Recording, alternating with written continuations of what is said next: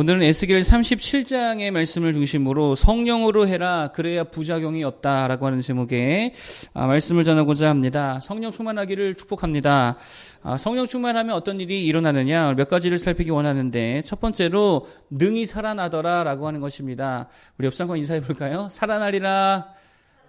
네, 살아나리라 축복합니다. 성령은요 능히 살게 하실 줄로 믿습니다. 여기 보면 이렇게 살아난다라는 것도 의미가 참 있지만 어떻게 산다고요? 능히 살더라라고 하는 것이죠. 그게 참 중요한 내용이라고 생각합니다. 성령은요 겨우 살게 하시는 분이 아니십니다. 능력으로 살게 하시는 분인 줄로 믿습니다. 능히 감당하게 하시는 분이시죠. 능히 자라게 하시는 분이십니다. 그게 성령의 일하심이고 성령의 권능이더라라고 하는 거예요. 인생 살다 보면 저야 얼마 안 살았지만 때로 그럴 때가 있잖아요. 야 이걸 어떻게 할 수 있겠나? 야 저걸 어떻게 해야 하나? 이럴 때가 있잖아요.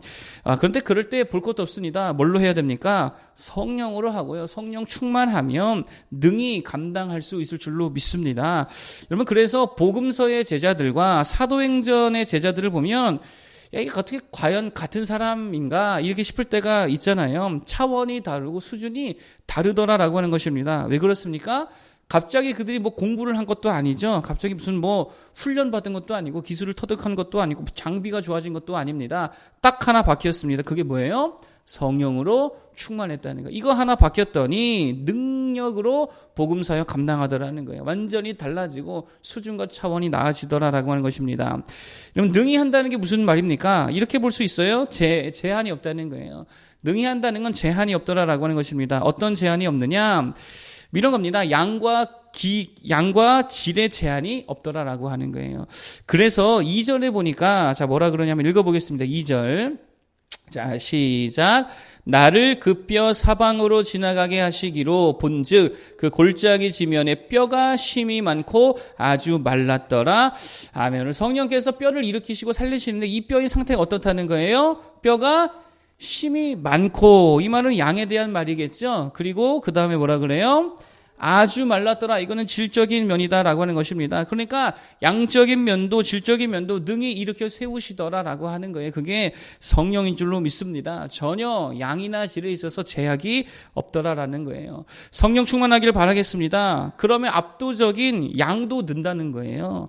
열매의 양이 넘칠 줄로 믿습니다. 30배, 60배, 100배 그 이상도 거두게 될 줄로 믿습니다. 교회가 부흥할 줄로 믿습니다. 사업하면 사업이 번창할 줄로 믿습니다. 관계가 넓어질 줄로 믿습니다. 성령은요 양에도 관여하시고 양도 압도적인 양으로 부어주시는 분이시라는 거예요.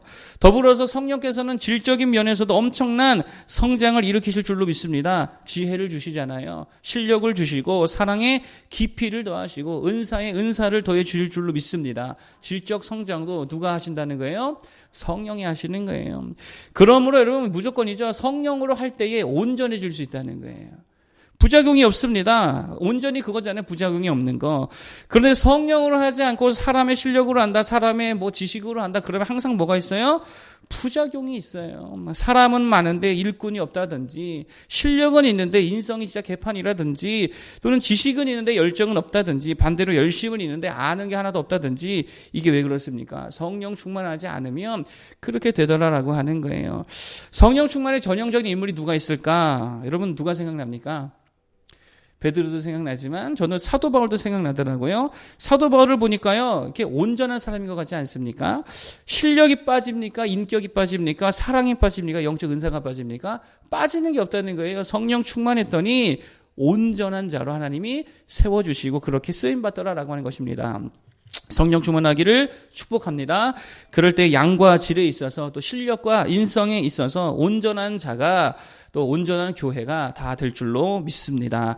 자, 둘째로 성령이 오시면 어떤 일이 일어나느냐? 전성기가 된다는 거예요. 성령이 오시면 전성기가 되더라라고 하는 것입니다. 자, 16절과 17절 한번 읽어볼까요? 16절과 17절 읽어보겠습니다. 시작. 인자야 너는 막대기 하나를 가져다가 그 위에 유다와 그 짝 이스라엘 자손이라 쓰고 또 다른 막대기 하나를 가지고 그 위에 에브라임의 막대기 곧 요셉과 그 짝 이스라엘 온 족속이라 쓰고 그 막대기들을 서로 합하여 하나가 되게 하라. 내 손에서 둘이 하나가 되리라. 아멘. 무슨 말입니까? 북이스라엘과 남유다가 나눠졌었잖아요. 이게 다시금 하나가 되게 하겠다 이런 말씀이죠. 이게 언제로 돌아가게 하시겠다는 거예요? 솔로몬 때와 다윗 때, 특별히 솔로몬 때라기보단 다윗 때로 돌아가게 하시겠다 뭐 이런 말씀이겠죠. 그래서 24절에 보니까 누가 그들의 왕이 되겠다라고 말씀하시냐면 읽어봅시다. 시작. 내 종 다윗이 그들의 왕이 되리니 그들 모두에게 한 목자가 있을 것이나 그들이 내 규례를 준수하고 내 율례를 지켜 행하며 아멘. 누가 왕이 된다고요? 다윗이 왕이 된다는 거예요. 그러니까 다시금 말하면 이런 거죠. 다윗이 왕이었을 때로 다시금 돌아가게 했다는 거예요. 그때 통일왕국이었잖아요. 그때가 최전성기였다라는 것입니다. 그러니까 성령이 임하시면 언제가 된다는 거예요? 다윗이 다스리던 때와 같이 전성기가 된다는 거예요. 그런 전성기를 구가하는 우리 모두가 되길 바라겠습니다. 여러분, 우리의 전성기가 언제입니까? 이미 지나버렸어요. 뭐 이렇게 말할 수도 있겠지만 40대, 50대 뭐 아니죠. 성령 충만한 때가 전성기인 줄로 믿습니다. 이 나이와 상관이 없다는 거예요. 환경과 상관없습니다.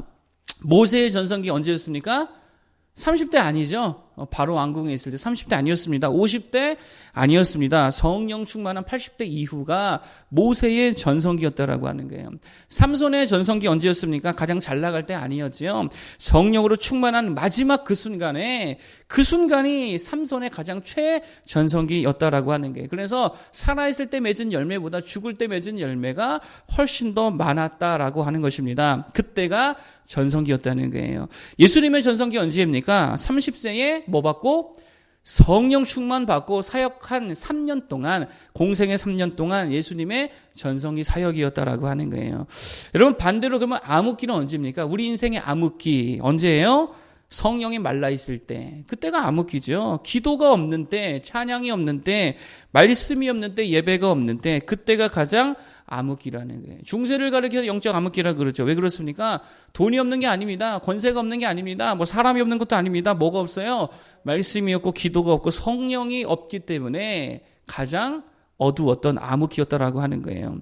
여러분 잘 보세요. 돈이 없어서 우리에게 암흑기가 오는 게 아닙니다. 사람이 없기 때문에 암흑기가 오는 게 아닙니다. 뭐가 없을 때 무조건 암흑기예요?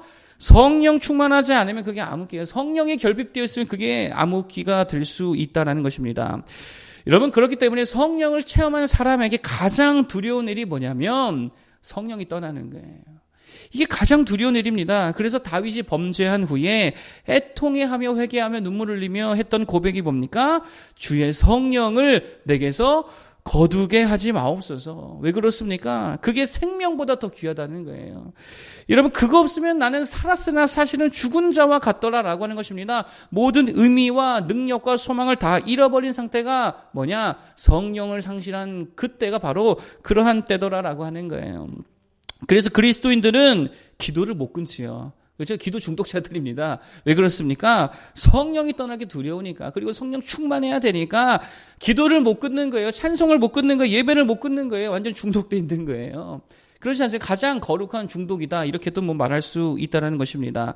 왜 그래요? 성령 충만해야 하기 때문에 해야 되니까 그게 우리의 생명보다 낫기 때문이더라라고 하는 것입니다.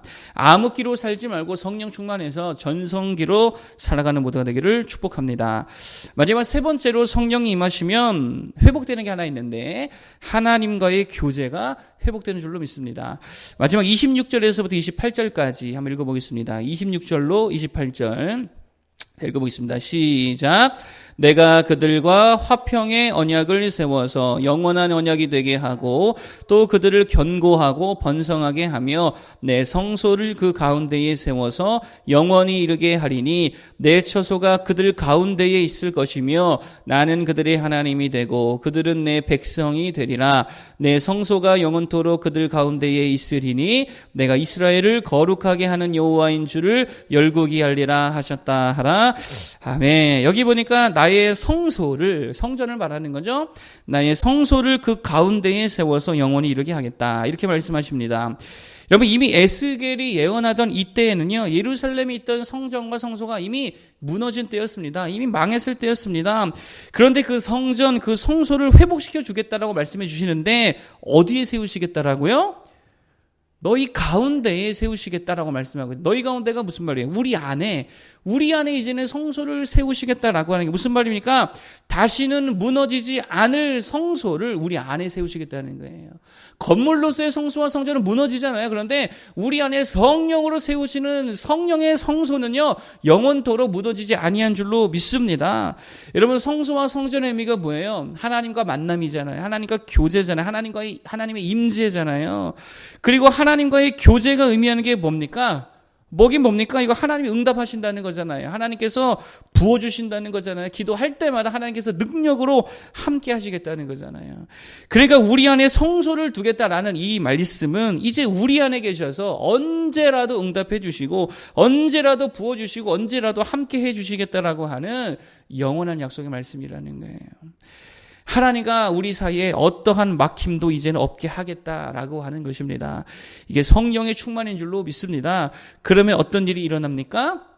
성령 충만하니까 기도하는 대로 다 응답이 되는 거죠. 하나님과 교제가 풍성하게 회복되는 거잖아요. 기도하는 대로 역사가 있고, 기도하는 대로 하나님의 일하심이 넘치게 될 줄로 믿습니다. 여기서 7절 한번 볼까요?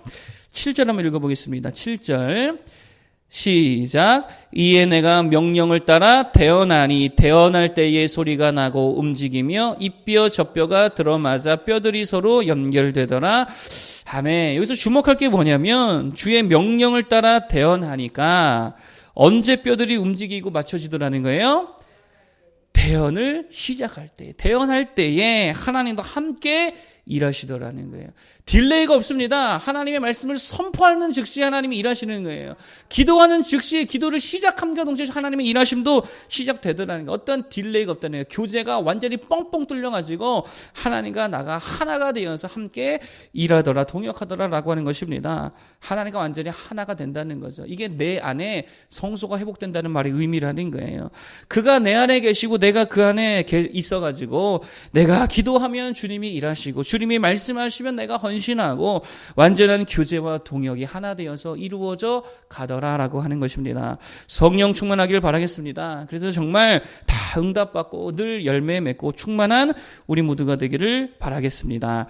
오늘 세 가지 성령이 임하시면 어떤 일이 일어나는가 말씀드렸습니다. 첫 번째로 능히 살아나더라. 양과 실 다 살아난다 그랬죠? 그게 성령 충만인 줄로 믿습니다. 두 번째, 우리 인생에 전성기가 찾아오게 되더라. 전성기는 다른 거 아닙니다. 성령 충만한 게 전성기입니다. 반대로 암흑기는요, 성령이 떠난 상태, 성령이 결핍된 상태, 이게 암흑기죠. 기도와 말씀과 찬양 쉬지 아니하고 해서 충만하여 전성기 누리기를 모두가 되기를 바라겠고요.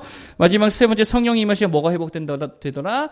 성소가 회복되어지고 하나님과의 교제가 회복되더라. 그래서 기도하는 대로 하나님이 일하시고 선포하는 대로 하나님 능력으로 함께 하시는 줄로 믿습니다. 그런 능력의 종들 다 되기를 축복합니다. 기도하겠습니다.